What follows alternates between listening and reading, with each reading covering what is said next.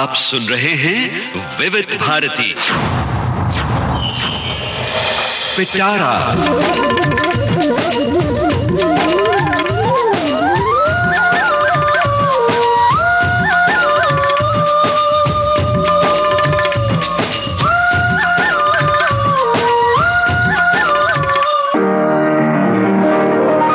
आज पिटारा में पेश है आज के मेहमान। अथ स्वागतम शुभ स्वागतम, अथ स्वागतम शुभ स्वागतम, आनंद मंगल मंगलम, आनंद मंगल मंगलम, हित प्रियम भारत भारतम, हित प्रियम भारत भारतम, स्वागतम शुभ स्वागतम, अथ स्वागतम।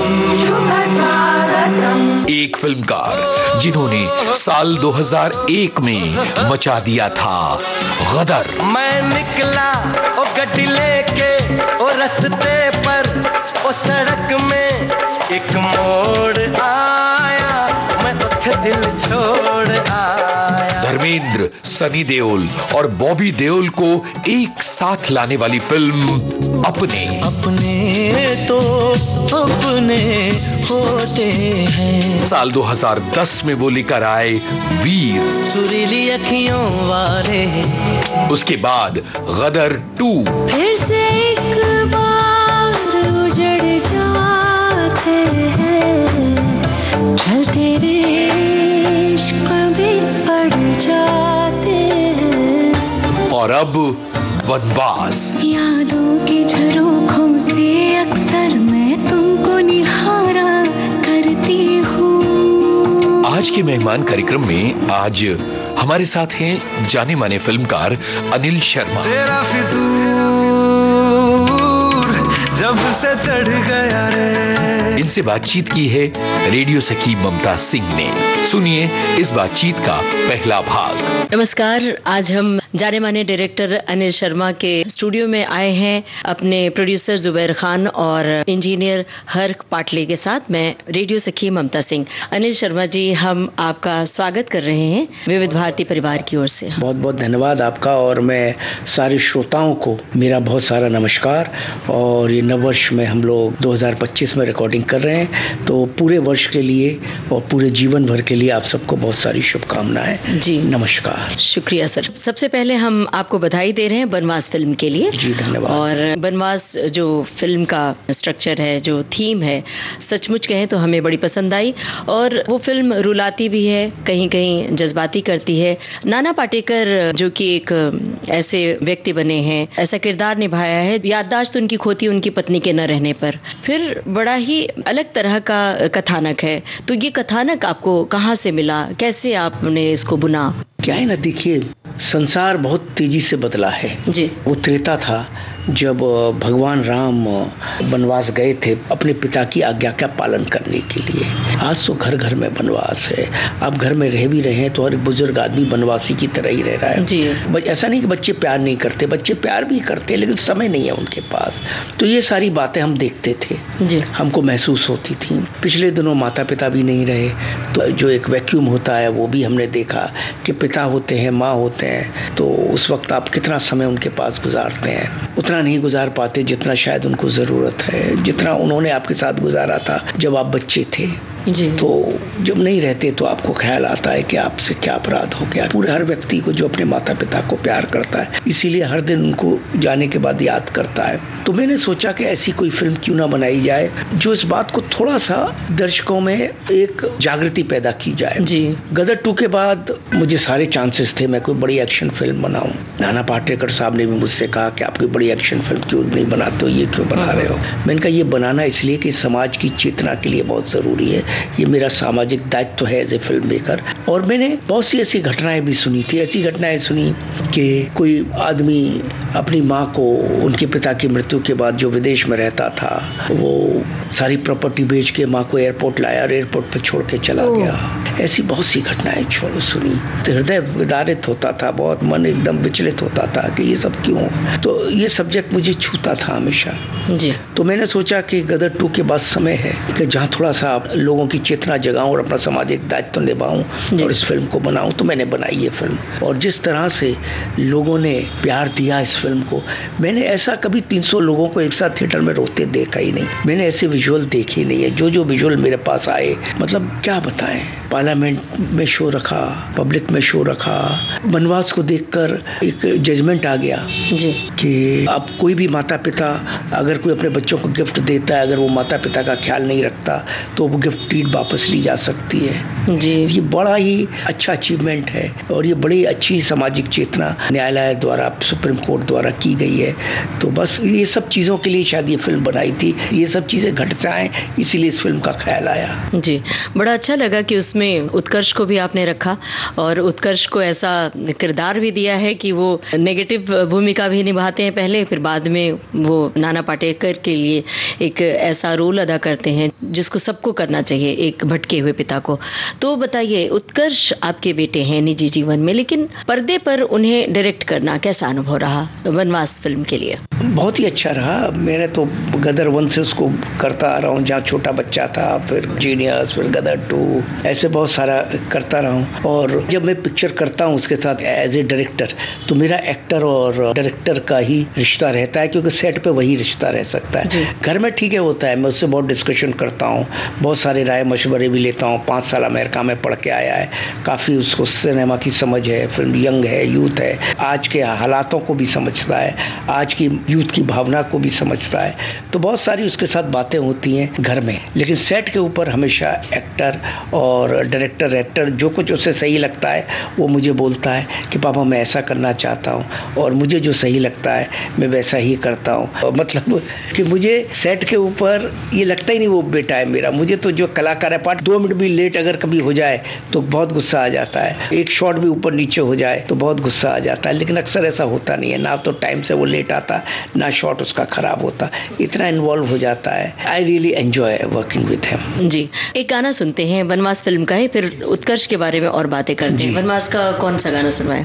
यादों के झरोकों से। हम सबका पसंदीदा गाना है ये, सुनते हैं यही गाना। तुम क्या जानो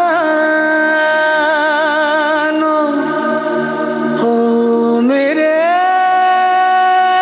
साजन, बिरहा में होती आँखें नम, हर दस्तक पे,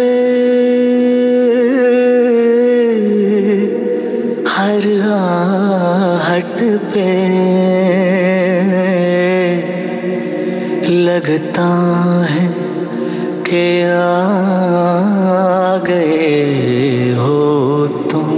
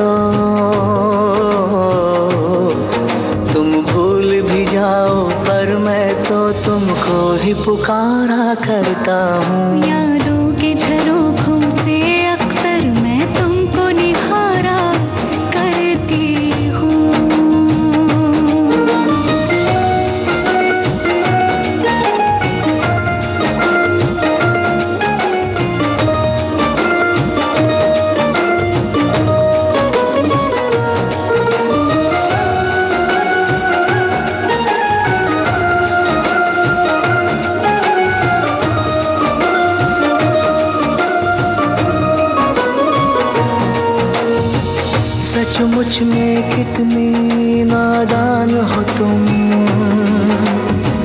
मुझे जान के भी तो अनजान हो तुम इश्क नहीं हो बस मेरे लिए, जो मुझ में बसी है वो जान हो तुम, मेरी जान हो तुम, मेरी जान हो तुम। ये आंखें जहां तक भी जाएं, ये आंखें जहां तक भी जाएं, बस तेरा नजारा करता हूँ। यादों के झरोखों से अक्सर मैं तुमको निहारा करता हूँ।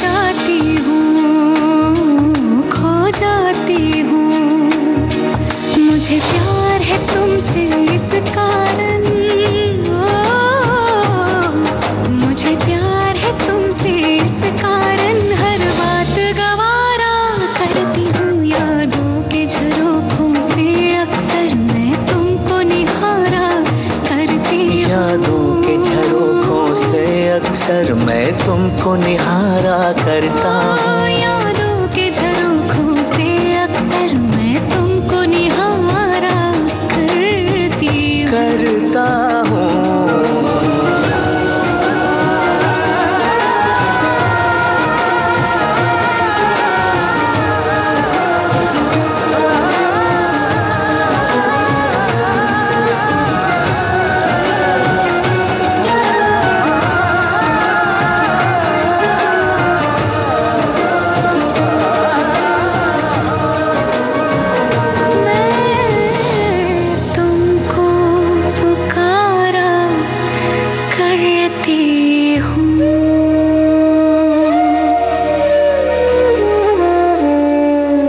गाने से पहले बात चल रही थी उत्कर्ष की, तो आपने उत्कर्ष के बारे में बताया कि एक डायरेक्टर और एक्टर का रिश्ता होता है पर्दे पर, लेकिन घर में कैसा रिश्ता होता है?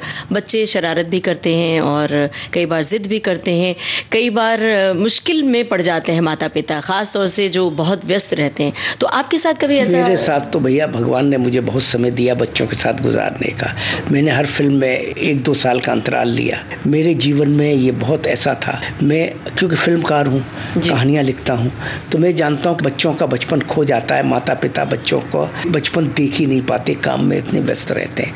तो कुछ ईश्वर ने, कुछ मैंने सोच समझ के हमेशा हर फिल्म के दौरान 2 साल, 1 साल, 3 साल का गैप रहा। फिल्म में गैप रहता है तो डायरेक्टर क्या करेगा, घर में ही रहेगा और या ऑफिस में रहेगा। तो मेरा घर ऑफिस तो आमने सामने ही है, तो मेरा बच्चों के साथ बहुत अच्छा जीवन गुजरा और बहुत खेल कूद वाला। मैं तो बहुत मस्ती मजाक मौजी हूँ और बच्चे भी मेरे वैसे ही है। कभी कोई जिद की उत्कर्ष ने आपने उत्कर्ष बेचारा जिद्दी है ही नहीं, बल्कि मैं कई बार बोलता हूँ यार ये ले लो ये ले लो, वो माँ पे गए हुए हैं। माँ थोड़ी सी हर चीज को एक जो होते वो जरा भी महंगी चीज होगी तो खरीदेगी नहीं, 10 बार्गेन करेगी, 10 चीजें करेगी। बच्चे भी वैसे ही हो गए हैं, मुझे ही बोलते हैं। मैं बल्कि एक दुकान पे जाऊंगा तो 10 चीजें एक साथ खरीदूंगा, वो 10 दुकानों पे जाएंगी तो एक चीज खरीदेंगी। क्या बात है। जैसा हुआ है भारत की नारियां ऐसी है सारी। बिल्कुल। अब जिक्र चूंकि श्रीमती जी का आया है तो हम चाहते हैं कि उनके बारे में थोड़ा हमारे श्रोताओं को बताएं कि हमने सुना गायिका है वो। हाँ, शास्त्रीय गायिका, वो शास्त्रीय संगीत गाती हैं वो। हाँ। सुमन शर्मा जी बहुत ही अच्छी है, कलकत्ता से है। वैसे तो उनका निकास वृंदावन से है, लेकिन उनके माता पिता कलकत्ता चले गए थे, तो एक उनके अंदर एक संगीत है। लेकिन उन्होंने भी क्या किया कि अपना सारा संगीत राइट लेफ्ट रख दिया और बच्चों को ही पालने बढ़ाने में लगी रही जी। उनके जिंदगी में उनको लगा कि उनका संगीत उनके बच्चे ही हैं। तो इसी वजह से मेरा बेटा और मेरी बेटी कैरविना, वो भी बहुत अच्छी सिंगर है, लेकिन इंग्लिश सिंगर है। वो भी 4-5 साल अमेरिका रही कैरविना और वहां से करके आई। मतलब दोनों ही बच्चों संगीत जानते हैं माँ की वजह से। मैं तो बिल्कुल नहीं जानता। तो भी आपकी फिल्मों का संगीत पक्ष बहुत बुलंद होता है, चाहे वो गदर की बात करें हम, चाहे अब तुम्हारे हवाले वतन साथियों, कोई भी फिल्म हो। तो बताइए कि पत्नी का संगीत पक्ष बड़ा मजबूत है, तो आपकी फिल्मों पर उनकी कैसी पकड़ रहती है? बुराई करती हैं, अच्छाई? मैं उनको इन्वॉल्व करता हूँ, उनसे राय लेता हूँ। संगीतकार भी थोड़ा सा उनको सुनाते हैं तो थोड़ा सा सोच समझ के ही सुनाते हैं। उनको मालूम है कि जो वो बोलेंगी वो राइट ही बोलेंगी, नोट्स सबके बारे में करेंगी। और बिटिया भी मेरी बहुत अच्छी है, तो उसको भी मैं इन्वॉल्व करता हूँ। इन्वॉल्व मतलब एज ए श्रोता, बाकी कोई नहीं है। तो वो अपना कमेंट दें बराबर, वो अपना एकदम दोनों के माँ बेटी की कमेंट आ जाते हैं। अच्छा है। सुमन जी तो प्रोडक्शन भी सारा देखती ही है जी। तो वो तो ऑफिस में भी पूरी तरह इन्वॉल्व है जी। तो घर में निर्देशन किसका चलता है, आपका बतौर डायरेक्टर अनिल शर्मा या सुमन जी? घरों में तो निर्देशन बीवी का ही चलता है हर घर में। मैं अपनी दुनिया में मशगूल रहता हूँ। जो करना है, जैसा करना है, वो धर्मपत्नी जाने जी। जो लेना है, जो देना है, रिश्तेदारों में इधर उधर, शादी ब्याहों में, घर में क्या आना है क्या नहीं आना है, मेरे को कुछ नहीं मालूम। जो जाने वो जाने भैया, अपने को कोई लेना देना नहीं है। जो व्यवहार निभाने रिश्तेदारियों के, जो व्यवहार निभाने प्रोडक्शन में, वो सब वो निभाए। क्या बात है। इससे महिलाओं को सम्मान ज्यादा मिलता है और मैं भी एक महिला हूँ तो ये बात सुनकर मुझे बड़ी खुशी हो रही है। अब सुमन जी के नाम कोई गाना आप बताइए, कौन सा गाना सुनवाएं श्रोताओं को? मेरी जीनियस फिल्म का गाना सुनवाइए, तेरा फितूर जब से चढ़ गया रे। सुनते हैं यही गाना।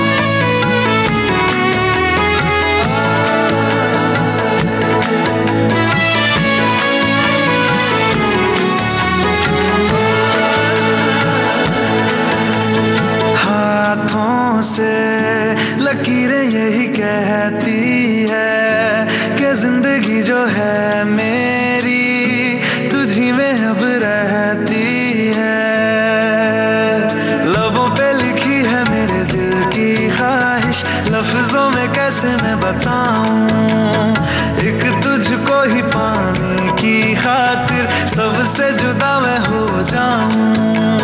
कल तक मैंने जो भी ख्वाब थे देखे तुझ में वो दिखने लगे, इश्क जो जरा सा था वो बढ़ गया रे, तेरा फितूर जब से चढ़ गया रे, तेरा फितूर जब से चढ़ गया रे।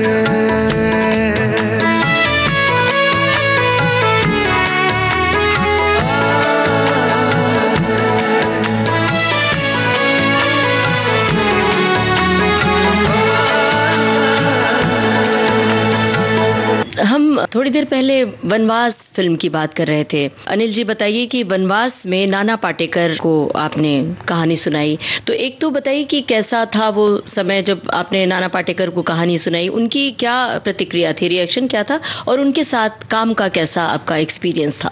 देखिए, नाना जी का क्या है कि बहुत ही उम्दा, बहुत ही ग्रेट कलाकार हैं, ये कोई नई बात नहीं है जो मैं कह रहा हूँ, हर कोई यही कहता है। जब हम फिल्म की कास्टिंग कर रहे थे तो बहुत सारे कलाकार जहन में आए, नाना सर तो खुद वनवास में थे, अचानक उनका नाम आया तो मैंने कहा यार वो तो बहुत बढ़िया करेंगे और आज की जनजी जनरेशन देखेगी कि एक्टिंग का लेवल क्या होता है, लाजवाब एक्टिंग है उनकी। तो बस हमने उनको संपर्क किया, उन्होंने हमें पुणे बुलाया और पहली मुलाकात में ही 15 मिनट में उन्होंने हमसे हाँ कर दिया कि उनको सब्जेक्ट अच्छा लगा। इस सब्जेक्ट को ना कौन कर सकता था, सुनना ही इम्पोर्टेंट था, उन्होंने हाँ कर दिया।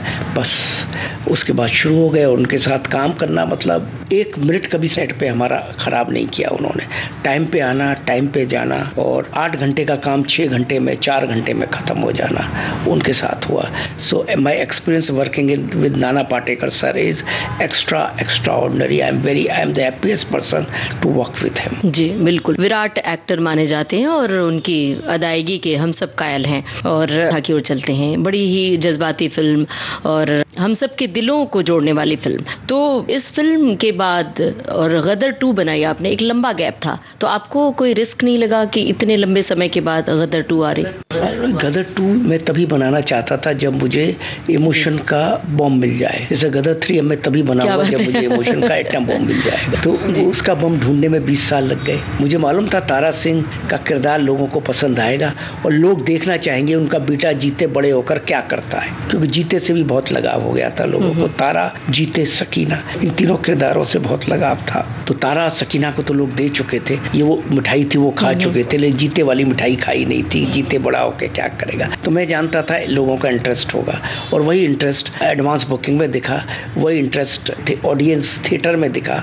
तो मुझे कोई डर नहीं था, क्योंकि मैं गदर 1 के नाम को इस्तेमाल करके सिर्फ पिक्चर नहीं बनाना चाहता कि थोड़ा ओपनिंग मिल जाए। मुझे ऑडियंस के गदर 1 के इमोशन को समझना था, क्योंकि गदर मेरी फिल्म नहीं है, ऑडियंस की फिल्म है, उन ऑडियंस का इमोशन है, तो उनके इमोशन को मैं दगा नहीं दे सकता। एज ए फिल्मकार मैं आज हूँ तो सिर्फ ऑडियंस की वजह से हूँ, ऑडियंस का इमोशन जो मेरे और मेरी फिल्मों के लिए, उनके लिए हूँ। तो अगर मैं ईमानदार आदमी हूँ तो मैं ऑडियंस के साथ बेवफाई नहीं कर सकता, मुझे उनके साथ वफादारी निभानी है पूरी ईमानदारी के साथ। और इसी कारण से आज 40-45 साल हो गए मैं फिल्म लाइन में हूँ, उनके प्यार की वजह से। तो गदर 2 मुझे बनानी थी सिर्फ गदर 1 के इमोशन को आंदोलित करने के लिए उनके मन में, और उस इमोशन को उतना करने के लिए, इसीलिए गदर 2 में इसका संगीत पक्ष बड़ा बुलंद रहा। गदर 1 के गाने तो खूब हिट हुए, मतलब हम रेडियो की बात करें तो विविध भारती से हर दिन ये गाने बजते रहे, मतलब चाहे उड़ जा काले कावा हो, चाहे मैं निकला गड्डी लेकर, और साथ में उदित नारायण की आवाज लोगों को खूब पसंद आई। गदर 2 में भी वो गाने आपने इस्तेमाल किए, तो इसकी कोई खास वजह थी? गदर बिना उड़ जा काले कावा की कैसे होगी, वो तो उसका ब्लड लाइन है, और मैं निकला के बिना कैसे होगी, वो उसके जो बैकग्राउंड के आलाप से उनके बिना कैसे होगी। और इसीलिए वो सब थे। गदर 2 के गाने बनाने वक्त हमारे सामने बड़ा चैलेंज था मिथुन के लिए, क्योंकि गदर 1 का म्यूजिक कितना बड़ा हिट था, मगर मिथुन ने जो गाने बनाए, झूम झूम और दोनों तीनों जो भी गाने बनाए, खैरियत और वो कवाली जो भी बनाए, वो भी इतने कमाल आए। उदित नारायण ने उसमें जो गाना गाया है, तो उनके बारे में कुछ बताएंगे हमारे श्रोताओं को? उदित नारायण जी हमारे बड़े प्रिय व्यक्ति हैं और और हमारा उनका पारिवारिक रिश्ता है। मेरे पिता के समय जब मैं एडिटर हुआ करता था तुलसी घिमरे, वो उनको लेके आया करता था श्रद्धांजलि हुकूमत के टाइम पे, जब मैं नया नया था तो हमारे घर आते थे, तब वो भी नए थे। हम लोगों का तब से उनका रिश्ता है। क्या परिवार है उनका, उनकी पत्नी, उनका बच्चा, 50 साल उस परिवार को फिल्म लाइन में हो गए, लेकिन आज भी नेटिव हैं, आज भी वैसे ही है जैसे एक आम आदमी होता है। उनमें कोई स्टार वाला जादू उनमें या उनके परिवार में चढ़ा नहीं है। गदर 1 के टाइम पे जब मैंने उनसे कहा था, उन्होंने गाया, तो हमारी उनकी बात हुई थी कि पूरे पिक्चर के गाने वो गाएंगे, और मैंने उनसे कॉन्ट्रैक्ट किया तो वो मुझे बोले मुझे पूरी पिक्चर के गाने गाने, सब्जेक्ट इतना अच्छा है। मैंने कहा चलो करो, तो उन्होंने पूरी पिक्चर गाए। और इस बार जब गदर 2 के टाइम पे हमने कहा कि आपको उस अंदाज में नहीं गाना है जिसमें गदर 1 में गाया था, थोड़ा हस्की अंदाज में गाओ, तो उन्होंने काफी रिहर्सल्स की उसके लिए, 10-12 दफे रिकॉर्डिंग में आए, तब जाके वो कहीं वो अंदाज में गाए। और मिथुन ने भी कसर नहीं छोड़ी, उन्होंने भी कसर नहीं छोड़ी। और सेकंड वर्जन ऑफ उड़जा इनमें निकला भी, देखो उदित नारायण साहब ने अपनी कॉलर ट्यून भी लगा रखी थी, उड़जा काले कांवा, क्योंकि हमारी बात चल रही थी। और ये जो बारीक बात आपने बताई, हस्की आवाज वाली, हम सब ने महसूस किया इसको, और सचमुच बहुत अच्छी लगी आवाज, और गाना भी बड़ा हिट हुआ। इस समय कौन सा गाना आपकी ओर से हम सुनवाएं श्रोताओं को? गदर से मैं गाना चाहूंगा मुसाफिर जाने वाले। ये गाना मुसाफिर जाने वाले नहीं फिर आने वाले, चलो एक दूसरे को करे रब दे हवाले। मुसाफिर जाने वाले नहीं फिर आने वाले, चलो एक दूसरे को करे रब दे हवाले।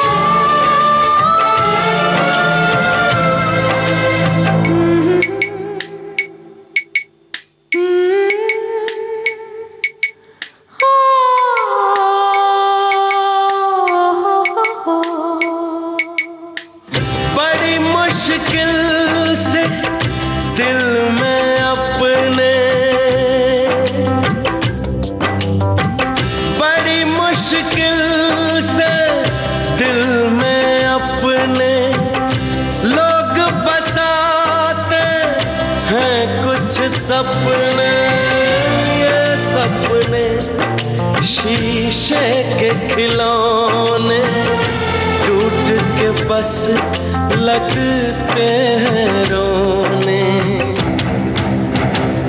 दिलों पे छा जाते हैं ये बादल काले काले, चलो एक दूसरे को करे रब दे हवाले। मुसाफिर जाने वाले नहीं फिर आने वाले, चलो एक दूसरे को करे रब दे हवाले।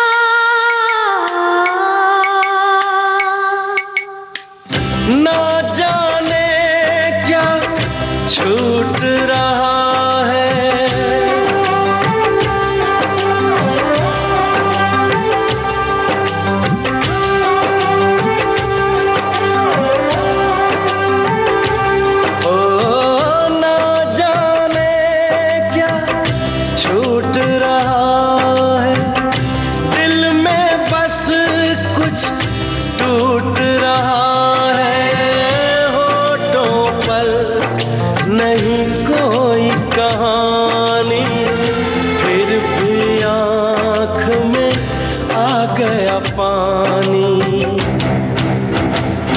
नहीं हम भूलने वाले, नहीं तुम भूलने वाले, चलो एक दूसरे को करें रब दे हवाले। मुसाफिर जाने वाले, नहीं फिर आने वाले, चलो एक दूसरे को करें रब दे हवाले। तो ये ऐसे गाने हैं जो एक तरह से कल्ट सॉन्ग हो गए हैं। एक सवाल मेरे जहन में यहाँ पर आ रहा है, अनिल जी बताइए कि जब गदर एक प्रेम कथा रिलीज हुई थी, उसी समय एक और फिल्म रिलीज हुई थी, कल्ट फिल्म। दोनों फिल्में कल्ट हुई, लगान। तो दोनों फिल्में एक साथ रिलीज हुई, आपके मन में किस तरह की हलचल हो रही थी? मेरे मन में कुछ नहीं था। मैंने कहा तो क्या 3 पिक्चर भी चलती हैं, पिक्चर अच्छी हो तो। गदर गदर है, लगान लगान है, वो भी चली, गदर भी चली, मगर गदर 4-5 गुना कलेक्शन हो गई। आमिर खान साहब ने भी पिछले दिनों पॉडकास्ट के दौरान कहा, सारे दुनिया को मालूम है। तो दोनों पिक्चरें चली और बहुत बढ़िया चली और दोनों को बहुत सारी बधाई। मैं खुद भी गदर को बधाई, गदर वन को बधाई देता हूं। और दोनों कल्ट में गदर ने तो इतिहास रच दिया और सबके दिलों को जोड़ लिया कि एक ऐसी प्रेम कथा रची गई जो कहीं पहले पढ़ी नहीं गई, लिखी नहीं गई। आपने आमिर खान का जिक्र किया कि हमने भी कहीं देखा था कि आमिर खान वनवास फिल्म के लिए कुछ बोल रहे हैं, तो क्या कहेंगे? आने वाली किसी फिल्म में आमिर आपकी फिल्म में दिखेंगे या? देखिए, आमिर खान साहब के साथ कौन नहीं काम करना चाहता, मैं तो बिल्कुल करना चाहता हूँ, जब समय आएगा। उनके साथ आपकी मुलाकात कोई? मेरी उनके साथ बड़ी पुरानी मुलाकात है। अब ये सब आमिर खान, शाहरुख खान, सलमान खान, अक्षय कुमार जी, ये सब उस दौर के कलाकार हैं जब हम भी ग्रो हो रहे थे, वो भी ग्रो हो रहे थे। तो इन लोगों से रिश्ते हमारे बड़े पुराने और ये अलग तरह के कलाकार है। ये वो जमाना ऐसा था कि जब कोई वैनिटी वैन नहीं होती थी, आप कभी भी किसी से जाके मिल लेते थे, कोई अपॉइंटमेंट नहीं लेना होता था। कभी भी जाओ, अगर सामने से गुजर भी रहे, वो कुर्सी पे बैठते थे तो आपको बुला लेते, अरे भैया ने लाओ, 5-10 मिनट गप्पे मारी, कुछ खाना खाया, कुछ चाय पी, चले गए। तो ये सब बेतकल्लुफ लोग हैं, उनके बड़े बेतकल्लुफ रिश्ते हैं इन लोगों से, तो मित्रता वाले रिश्ते हैं। तो इनके साथ तो हमेशा अच्छा ही लगता है और काम करने का भी। सलमान खान का भी नाम लिया आपने, एक फिल्म बनाई थी वीर, जिसमें वीर के गाने भी खूब हिट हुए थे, फिल्म भी बड़ी सराही गई थी। तो सलमान खान को आपने उसमें लिया, तो उनके साथ कैसा आपका? बहुत ही अच्छा। सलमान खान साहब के साथ वीर, सलमान खान साहब का सब्जेक्ट था, वो इस पिक्चर को बहुत सालों से करना चाहते थे। अपने जब हमारी पिक्चर रिलीज हुई और काफ़ी हिट हुई, अपने में कैटरीना जी थी। उन दिनों कैटरीना जी ऐसी मेरे पास आती थी क्योंकि अपनी कर रही थी। तो एक दिन यहीं जहाँ बैठी हैं वहीं वो बैठी थी और मुझे बोले कि भाई आपसे मिलना चाहते हैं। तो मैंने कहा बिल्कुल। तो फिर मैं भाई से मिलने गया, सलमान भाई से। तो उन्होंने मुझे कहा कि ऐसे ऐसे ये पिक्चर है वीर। तो मैंने कहा बिल्कुल, मेरे लिए तो बड़े सौभाग्य की बात है। उन्होंने मुझे पूरी स्क्रिप्ट सुनाई और तो बस फिर सब्जेक्ट पे हम लोगों ने काम किया। बहुत मेहनत की उन्होंने, बहुत बॉडी बनाई। और सलमान का जो लुक वीर में है ना, कमाल का लुक है। सलमान के बारे में लोग कहते हैं कि वो सिंसियर नहीं है, बहुत सारे लोग बहुत सारे की बातें कहते हैं, लेट आते हैं, ये आते हैं, लेकिन मैं सलमान साहब के साथ बारे में एक ही बात कहता हूँ कि वो ओवर सिंसियर आदमी है। क्या बात है? वो सिर्फ फिल्म सोचता है, फिल्म पीता है। रात को अगर वो बैठे भी हैं और महफिल भी लगी हुई है तो भी उस महफिल में अगर 2 बजे तक है तो सिर्फ फिल्म का ही जिक्र होता है, कोई गप्पे नहीं होती, किसी की बुराई नहीं होती, किसी की भलाई नहीं होती। जिस फिल्म की कल शूटिंग करनी है उस फिल्म का जिक्र करते रहते हैं, उस फिल्म के सीनों का जिक्र करते रहते हैं। वो ऐसे करना है, वो ऐसे करना है। बहुत ही सिंसियर आदमी है towards his work and I salute for its sincerity. तो मुझे तो उनके साथ काम करके बहुत अच्छा लगा। वो 12-12, 1-1 बजे कभी मुझे फ़ोन करके बुलाते थे, देखो अनिल जी ये देखो, शर्मा जी ये देखिए, असर बोलते थे, ये देखिए साजिद वाजिद ने एक धुन बनाई है, ये सुनिए कैसा लग रहा है आपको। ऐसा उनको ही बुला लेते हैं मुझे, तो ऐसा उनका चलता है। तो सुरीली आँखों वाले कहा जाए उनके लिए? हाँ बिल्कुल, उनके लिए सुरीली आँखों वाला कहिए या दबी दबी सांस कहिए, कोई भी कहिए, वीर के सारे गाने अच्छे, कोई भी जो आपके मन से आप लगाइए। बेहतरीन गाने हम सबके जहन में बसे और मेरे लिए तो खास बात है सुरीली आँखों वाले।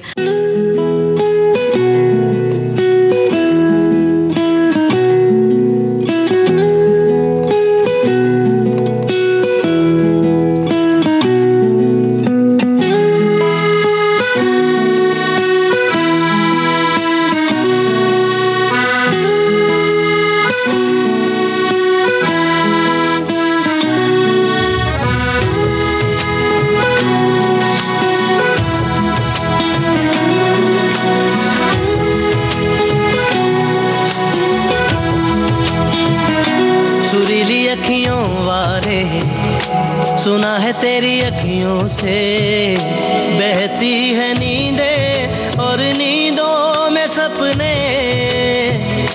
कभी तो किनारे पे उतर मेरे सपनों से, आजा ज़मीं पे और मिल जा कहीं पे, मिल जा कहीं।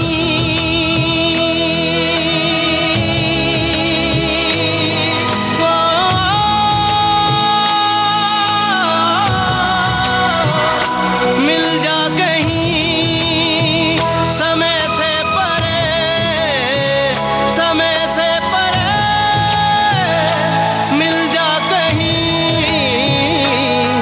तू भी अखियों से कभी मेरी अखियों की सुन।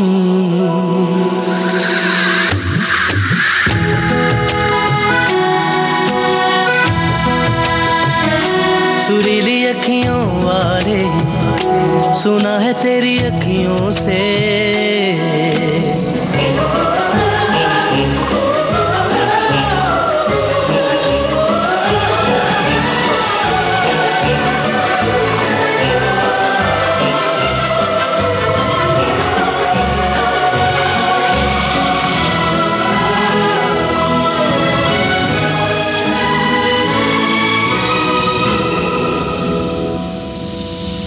जाने तू कहाँ है उड़ती हवा पे तेरे पैरों के निशान देखे,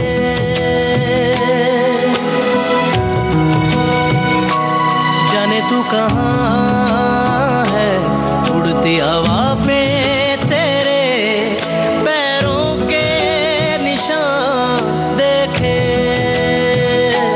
ढूंढा है ज़मीन फलक पे सारे आसमां देखे, मिल जा कहीं समय से परे, समय से परे, मिल जा कहीं। तू भी अखियों से कभी मेरी अखियों की सुन। Every time I look into your eyes, I see my paradise. The stars are shining right up in the sky, painting words of desire. Can't this be real? Are you the one for me? You've captured my mind, my heart, my soul. Now I know you're the one I'm waiting for. Every time I look into your eyes, I see my paradise. The stars are shining bright up in the sky, painting words of desire. ओट में छुपके देख रहे थे चांद के पीछे पीछे थे,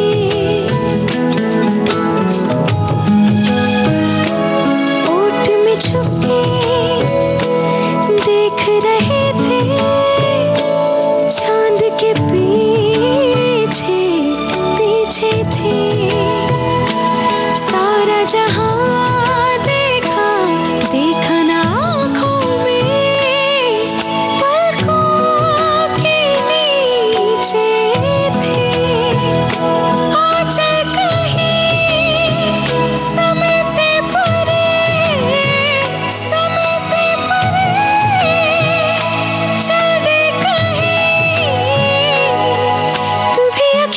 कभी मेरी अखियों की सुन।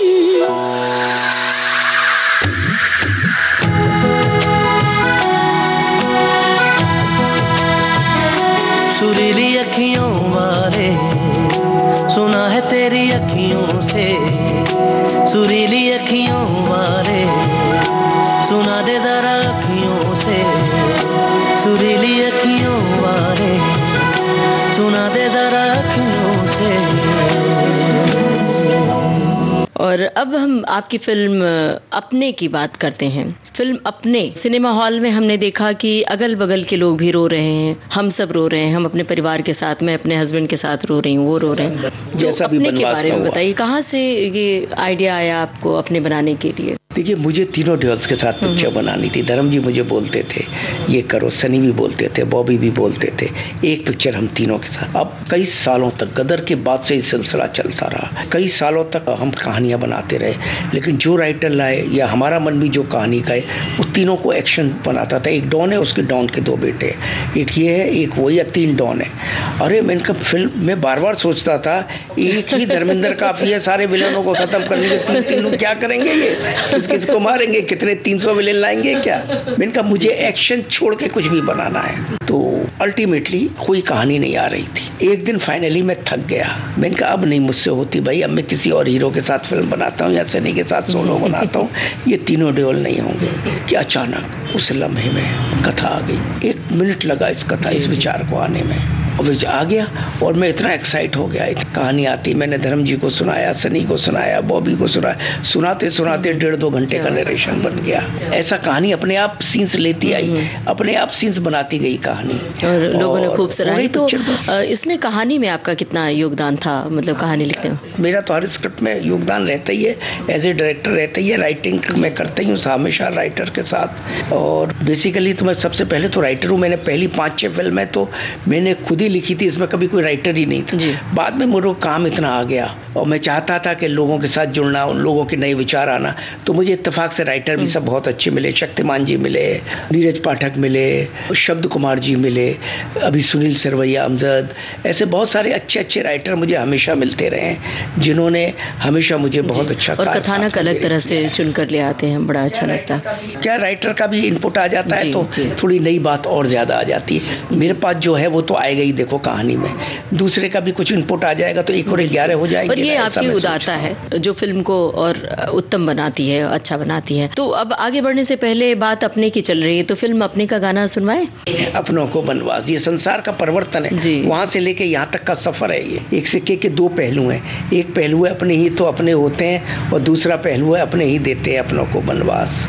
आधा गिलास खाली, आधा गिलास। तो अब अपने फिल्म का गाना सुनते हैं।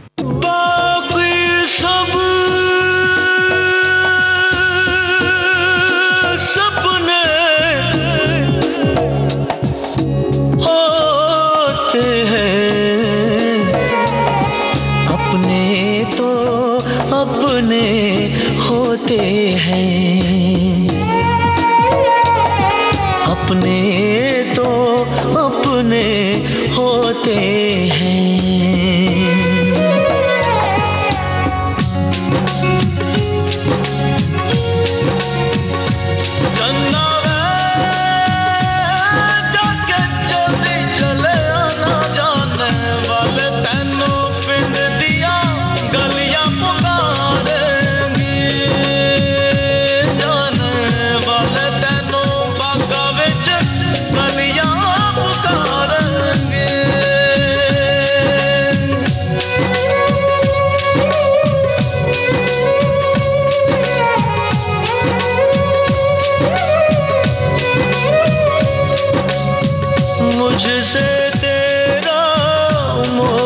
छूटे दिल ने बनाए कितने बहाने, दो जा कोई क्या पहचाने, जो तन लागे सो तन जाने।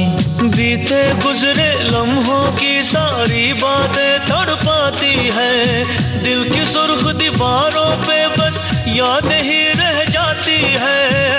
बाकी सब सपने होते हैं, अपने तो अपने होते हैं, अपने तो अपने होते हैं।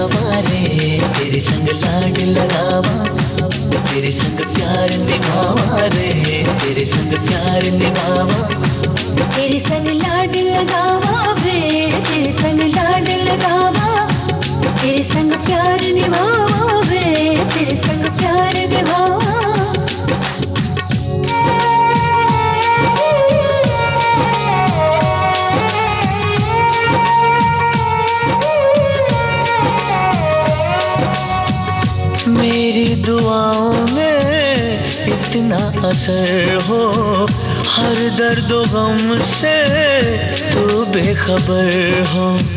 उम्मीदें टूटे ना मेरे आशियाने की, खुशियाँ मिले तुझको सारे जमाने की। तेरे संग लाड लगावा रे, तेरे संग लाड लगावा, तेरे संग प्यार निभावा रे, तेरे संग प्यार निभावा। बीते गुजरे लम्हों की सारी बातें तड़पाती है, दिल की सुर्ख दीवारों पे बस याद ही रह जाती है।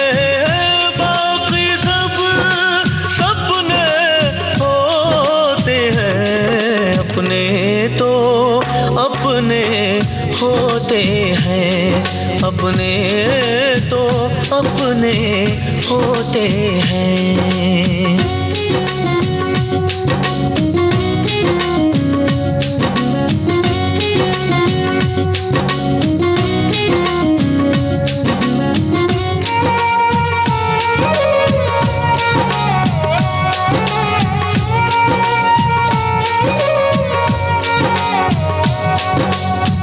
तेरी मेरी राहों में चाहे दूरियां हैं, इन फासलों में भी नजदीकियां हैं। सारी रंजिशों को तू पल में मिटा ले, आजा भी जा मुझको गले से लगा ले। तेरे संग लाड लगावा रे, तेरे संग लाड लगावा, तेरे संग प्यार निभावा रे, तेरे संग प्यार निभावा। बीते गुजरे लम्हों की सारी बातें तड़पाती है, दिल की सुर्ख दीवारों पे बस याद ही रह जाती है। बाकी सब सपने होते हैं, अपने तो अपने होते हैं। अनिल जी, अपनी फिल्म का गाना हमने सुनवाया श्रोताओं को, और अब मैं आपसे ये जानना चाहती हूँ, ये ज़माना OTT का है और OTT पर हम बहुत कुछ देखते हैं, वेब सीरीज़ की भरमार है, कुछ अच्छी वेब सीरीज़ भी देखने को मिलती हैं जो हम बैठ के लगातार छोड़ नहीं सकते, देखते हैं। कुछ म्यूज़िकल वेब सीरीज़ भी आ रही हैं, तो आपका कुछ विचार है आगे चलकर वेब सीरीज़ OTT पर आने का? OTT पे मैं सोच तो रहा हूँ, अभी मैं अपनी टीम को लगाया हुआ है कुछ सब्जेक्ट फाइंड आउट करने के लिए। कुछ अच्छे सब्जेक्ट ऐसा मिल जाए कि जिसे हम बनाएं तो हम थोड़ी देर पहले बात कर रहे थे अपने की, और धर्मेंद्र जी का जिक्र किया और बड़ी दिलचस्प बात आपने साझा की। धर्मेंद्र जी के साथ आपने हुकूमत फिल्म भी बनाई थी, तो उनके साथ काम किया, कैसा एक्सपीरियंस रहा? कोई खास, कोई यादगार घटना बताइए। अरे धर्म जी के साथ तो पूछिए मत, most lovable man person and the superstar on this earth, most हैंडसमेस्ट। तो ऐसा उनका क्रेज मैंने कभी ऐसा क्रेज ही नहीं देखा। हम नैनीताल में शूटिंग करते थे, 50-50 हज़ार आदमी खड़े हो जाते थे और गाड़ी उनकी टर्न नहीं होती थी, तो धर्म जी वहीं बैठ के आम आदमी की तरह मुर्गेली पे बैठ के खाना खा लेते थे। जिस होटल में रहते थे नैनीताल के में, वहाँ 5,000-7,000 आदमी अर्ली मॉर्निंग 6 बजे आ जाते थे, तो हमें हर बार उनके होटल चेंज करने पड़ते थे। फिर फाइनली हमें उन्हें रानी खेत रखना पड़ा। ऐसा क्रेज तो हमने कभी देखा ही नहीं। तो यहाँ पर कोई गाना सुनवाना चाहेंगे धर्मेंद्र जी के लिए? धर्मेंद्र का तो बहुत गाना है, हुकूमत का ही गाना है, दुनिया में जो रहेगा तो प्यार रहेगा। बड़ा हिट गाना हुआ था, उसमें मतलब बवाल कर दिया था। लक्ष्मीकांत प्यारेलाल जी का गाना था। हर शादी ब्याह इस गाने के बिना, कोई मंडप गाने के बिना रहा ही नहीं। सुनते हैं यहाँ पर यही गाना हुकूमत फिल्म का। जुल्म कोई करने से बुरा है जुल्म सहन करना, डर कर जीने से अच्छा है सामने लड़कर मरना।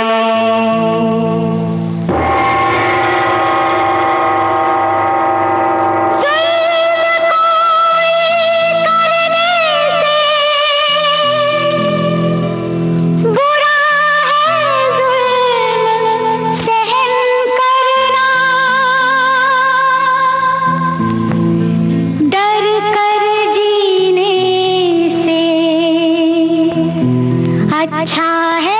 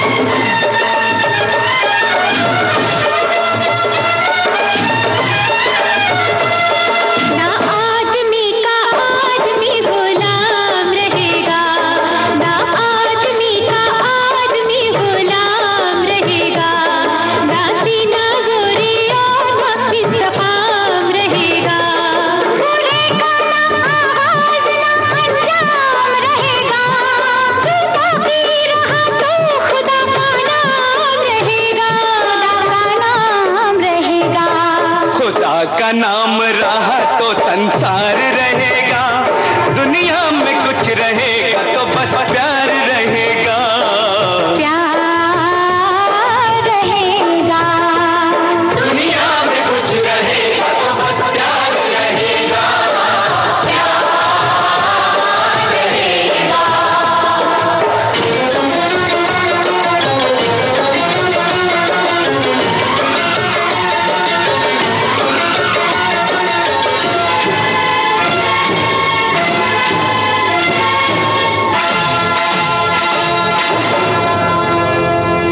आज के मेहमान कार्यक्रम में अभी आपने सुनी जाने माने फिल्मकार अनिल शर्मा से रेडियो सखी ममता सिंह की इस बातचीत का पहला भाग अभी आपने सुना। दूसरा भाग सुनिए अगले हफ्ते इसी दिन। मैं निकला ओ गड्डी लेके ओ रास्ते पर ओ सड़क में एक मोड़ आया, मैं उठे दिल छोड़ आया। रिकॉर्डिंग इंजीनियर HR पाटले गोरे गोरे मुखड़े पे काला काला चश्मा और प्रस्तुतकर्ता जुबैर खान। आज पिटारा लाया था आज के मेहमान। आप और हम अब मिलेंगे अगले हफ्ते आज ही के दिन, मगर पिटारा तो भाई हर रोज खोला जाता है। कल भी खोलिए, रोज खोलिए और सुनिए पिटारा पिटारा पिटारा।